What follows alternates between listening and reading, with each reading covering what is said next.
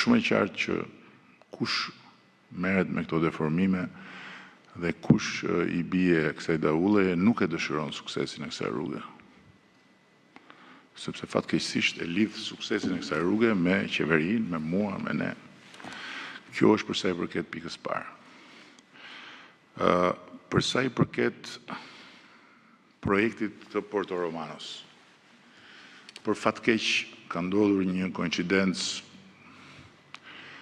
e pashmangshme që në momentin e fundit kompania që që ka kaluar gjitha fazat dhe duhet bënte ofertimin e fundit është tërhequr duke ju referuar situatës krizës dhe natyrisht duke qenë se oferta financiare do t'ishte e lidhur me tavanin që ka vendosur studimi i bërë nga Royal Asconic, kompania më e madhe e botës për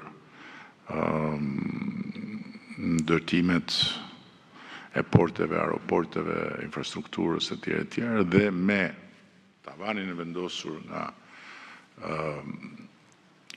kërkesa në procedurën e hapur të organizuar nga qeveria shqiptare,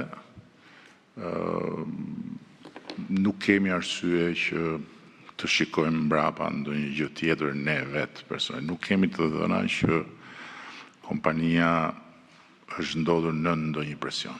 Por, i gjithë procesi është zhvilluar nën presion. Po jo nën presionin e Shtetit Bashkuar të Amerikës, siç thuhet, pa asnjë argument. Se nuk ka pasur absolutisht jo presion, po s'ka pasur asnjë shqetësim të shprehur as nga Shtetet Bashkuara të Amerikës, as nga Bashkimi Evropian, as nga askush.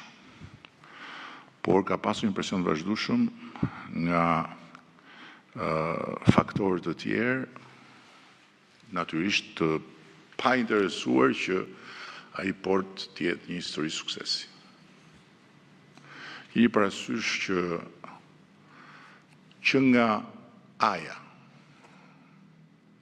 kur disa thonë për çfarë duhet një port i ri, se ne kemi portin ton, atë kënetën në zemër të Durrësit,